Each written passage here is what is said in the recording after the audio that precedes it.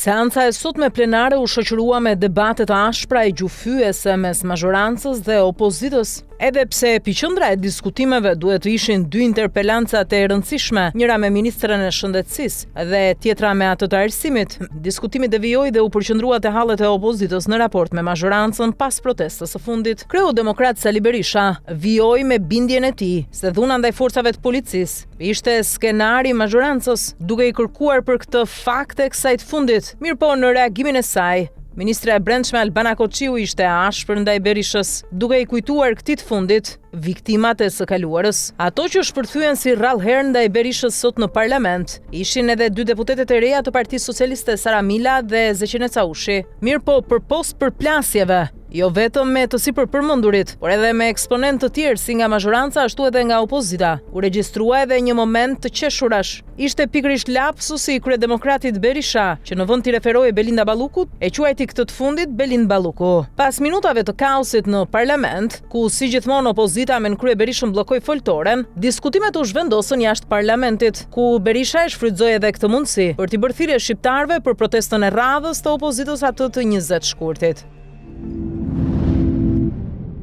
Përpos debateve, përplasjeve e ndarjeve ditën e sotme në parlament, palët rënë dakord për një pikë të vetme, që Kuvendi të dalë me një deklaratë që shpreh mbështetje të plotë për ish-krerët e UÇK-s në Hag, Hashim Thaçin, Kadri Veselin, Jakub Krasniqin dhe Recep Selimin. Deputetët e Kuvendit të Shqipërisë konsiderojnë kërkesën e prokurorëve për 180 vite burg si një shtrembrim të rrezikshëm të historisë dhe theksojnë se lufta e UÇK-s ishte një lëvizje legjitime çlirimtare kundër regjimit të Miloševićit. Deklarata e përbashkët e Kuvendit të Shqipërisë kërkon komunitetit ndërkombëtar dhe dhomave të specializuara në Hag të garantojnë një proces të drejtë dhe të paanshëm, duke ruajtur dinjitetin e luftës çlirimtare dhe të drejtën për liri të popullit të Kosovës. Kuvendi i Shqipërisë angazhohet të ndërmarrë hapa diplomatik për mbrojtjen e së vërtetës historike. Mirëpo, kryelajmi i seancës së sotme plenare ishte jo zhvillimi por fundi i saj. Kjo pasi mazhoranca u tkurr nga 84 në 67 vota. Partia Socialiste nuk arriti të sigurojë 71 votat e nevojshme për miratimin e projekt vendimeve në seancën e sotme. Sapo u mbyllën diskutimet dhe nisën përgatitjet për të miratuar rendin e ditës, deputetët e Partisë Demokratike u tërhoqën nga disa nisma të tyre dhe kërkuan të hiqen nga rendi i ditës. Më pas u vijua me pikat e tjera, por sapo u hodh në votim ligji për miratimin e strukturës, organikës dhe klasifikimit të pagave të personelit me kohë të plot pune që rekrutohet për përpunimin e materialeve zgjedhore të KQZ-s, u pa se Partia Socialiste mori 67 vota. Në këtë situatë Niko Peleshi, kryetari i parlamentit, ndërhyri duke ndërprer procesin me argumentin se ishte bërë një gabim procedural. Ky veprim u interpretua nga radhët e opozitës si manipulim për shkak të mungesës së votave. Banorët e Velipojës dhe të Durrësit e zhvendosën protestën e tyre prej disa ditëve tashmë përpara Kuvendit me rastin e seancës së sotme plenare. Ata kërkojnë të drejtën për pronat e tyre, të cilat po ju shfrytëzohen, ku nga njëra anë banorët e Rriollit kundërshtojnë resortin turistik të Bashkimulajt mbi tokat e tyre, e nga ana tjetër banorët e Durrësit dalin kundër projektit TID me të njëjtën kauzë. Kësaj protestet përbashkët ju bashkua kreu i Partisë Mundësia, njëherësh deputet i Kuvendit, Agron Shehaj, i cili theksoi se tjetërsimi i pronave lidhet me vendimarrjen politike dhe mbajtjen e përgjegjësisë nga zyrtarët publik. Ai u bëri thirrje qytetarëve të vazhdojnë kërkesat për mbrojtjen e të drejtave të tyre dhe deklaroi se do të qëndrojnë në mbështetje të tyre për çdo iniciativë në këtë drejtim. Protestuesit kërkuan ndalimin e projekteve që sipas tyre cënojnë pronën private. Kryeministri Edi Rama kritikon edhe një herë tjetër ashpër gjyqësorin pas vendimeve që favorizuan ish-funksionarët e pastruar nga vettingu, duke shkaktuar një kosto prej rreth 12 milionë eurosh për buxhetin e shtetit. Ai akuzon gjykatat për ekzekutim vendimesh pa formë të prerë dhe paralajmëron se shuma mund të rritet. Reagimet e prokurorëve dhe gjyqtarëve konsiderojnë gjuhën e Ramës si populiste e ndërhyrje politike, ndërsa sulmet e kreut të qeverisë janë intensifikuar sidomos pas kërkesës së tyre për rritje page në kushtetuese. Rama e përshkruan këtë si pavarësi të papërgjegjshme që tenton të imponojë kosto financiare e shtetit.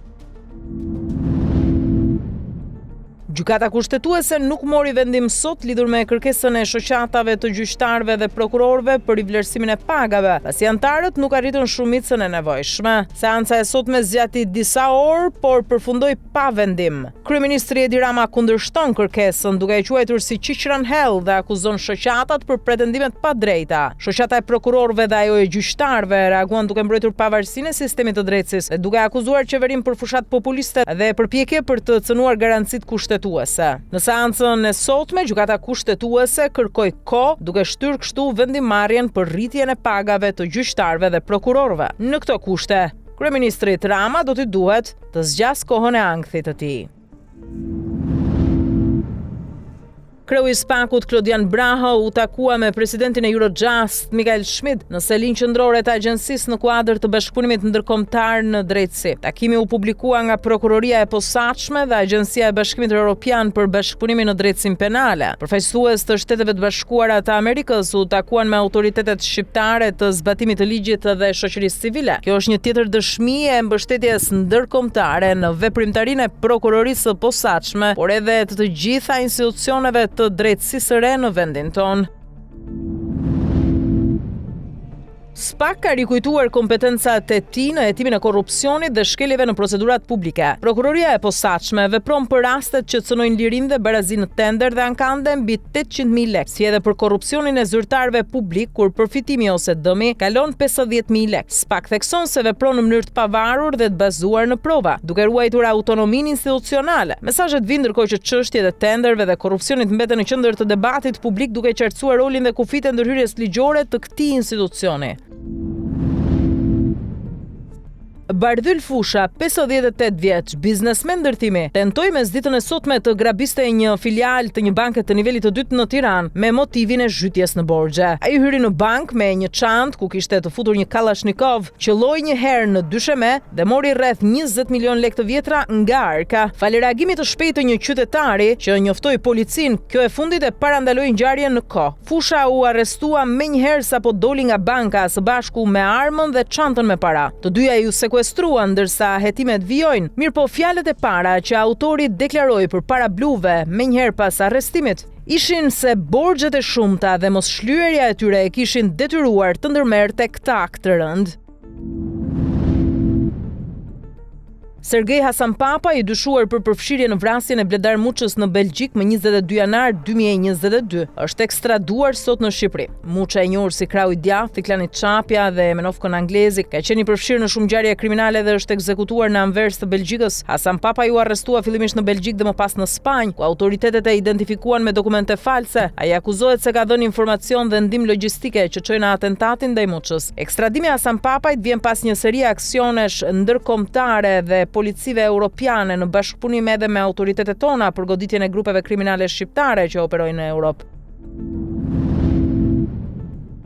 Më pak se 24 orë pas konstituimit kuvendit Kosovës me krye parlamentare Albulena Haxhiun, kabineti i ri Kurti 3 zhvilloi mbledhjen e parë, duke nisur zyrtarisht mandatin e tretë. Në këtë takim u përcaktuan prioritetet e qeverisë së re dhe pritet nisja e procedurave për zbatimin e programit qeverisës, përfshir miratimin e buxhetit prej 4 miliardë eurosh edhe disa marrëveshje ndërkombëtare. Kryeministri Kurti njoftoi gatishmërinë për nisjen e dialogut me partitë opozitare për zgjedhjen e presidentit vendit, duke synuar një zgjidhje konsensuale. Një rëndësi të veçantë Kurti i dha dhe situatës së fundit pas pretencës së prokurorisë në Hag për 4 ish-krerët e UÇK-s. Ndërkohë, Lidhja Demokratike e Kosovës dhe Partia Demokratike konfirmuan gatishmërinë për diskutime politike për presidentin, duke theksuar nevojën për bashkëpunim ndërpartiak dhe respektim të shumicës së cilësuar në kuvend.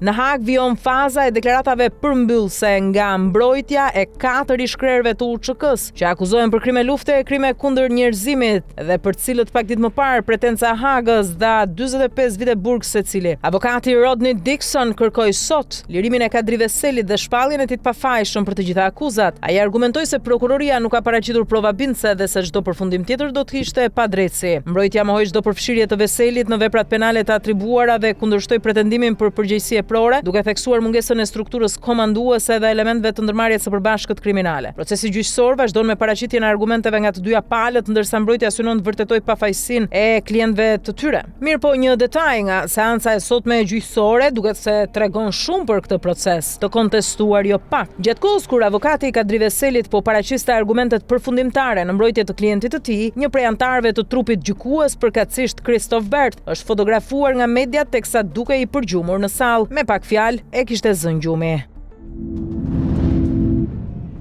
Policia belge bastisi zyrat e Komisionit Evropian për dyshime mbi parregullsi në shitjen e 23 ndërtesave nga Fondi Sovran Belg SEPIM bler për 900 milion euro në 2024. Hetimi drejtohet nga zyra e Prokurorit Publike Evropian, që po mbledh prova për të verifikuar ligjshmërinë e transaksioneve. Komisioni Evropian deklaroi se shitja ishte bërë sipas rregulloreve financiare të BE-s, edhe se do të bashkëpunojë plotësisht me autoritetet. Pronat ishin falsifikuar për rinovim dhe kthim në treg si biznese e banesa, pjesë e transformimit të lagjes europiane për hapësira më efikase dhe miqësore me njerëzit. EPPO ka kompetenca të pavarura për hetimin e krimeve kundër interesave financiare të Bashkimit Evropian.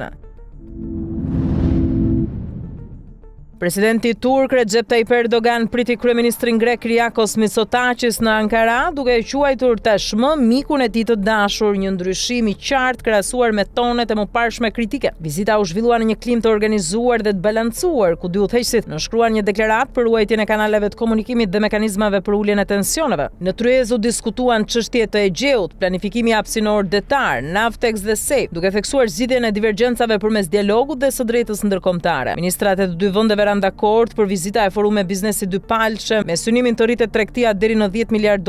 Vizita përfundoi me një darkë të shtruar nga Erdogan, ku morën pjesë edhe patriarku ekumenik Bartolomeo dhe përfaqësues të biznesit. Presidenti i Ukrainës Volodymyr Zelensky ka pranuar propozimin e Shteteve të Bashkuara të Amerikës për një raund të ri bisedimesh me synim përfundimin e luftës me Rusin. Takimi pritet të zhvillohet javën e ardhshme në SBA, por ende nuk dihet nëse Moska do të marrë pjesë. Në fokus do të jetë një propozim amerikan për krijimin e një zone të lire ekonomike si zonë tampon në lindje të Donjeskut, ide ndaj së cilës si Kievi ashtu edhe Moska shprehin skepticizëm. Zelensky theksoi se kontrolli mbi territorin mbetet çështje kyçe dhe çdo marrëveshje paqe duhet miratohet nga institucionet ukrainase. Raundi i fundit në Emiratet e Bashkuara u përqendrua te armëpushimi, por pa vendime përfundimtare politike. Dhoma e përfaqësuesve miratoi pezullimin e tarifave të reja ndaj Kanadas me 219 vota pro dhe 211 kundër, duke sfiduar direkt presidentin Donald Trump. 6 republikanë u bashkuan demokratëve, duke reflektuar ndarje brenda shumicës republikane përpara zgjedhjeve të mesmandatit. Pas votimit, Trump paralajmëroi se kundërshtarët e tij brenda partisë mund të përballen me pasoja në garat paraprake. Vendimi është simbolik pasi presidenti ka të ngjarë ta kthejë me veto, por tregon shqetësimin për ndikimin e politikave tarifore tek votues. Muajt e fundit administrata ka vendosur tarifa të larta ndaj Kanadas, Meksikës dhe Kinës, duke përdorur aktin e emergjencës për sigurinë kombëtare. Shorti i fazës së grupeve për edicionin e 5 të Ligës së Kombeve 2026-2027 hidhet sot në Bruksel. Ky edicion sjell ndryshime të rëndësishme në kalendar dhe format. Për herë të parë faza e ligës do të nisë me një dritare të zgjatur ndërkombëtare nga 24 shtatori deri më 6 tetor të këtij viti, ku ekipet do të luajnë 4 ndeshje radhazi. Në Ligën A, 2 ekipet e para të çdo grupi do të kualifikohen në çerek finale, të cilat do të zhvillohen me sistem vajtje-ardhje në mars 2027. Po në mars do të luhen edhe play-offet për ngjitje dhe zbritje mes ligave, duke përcaktuar lëvizjet mes kategorive.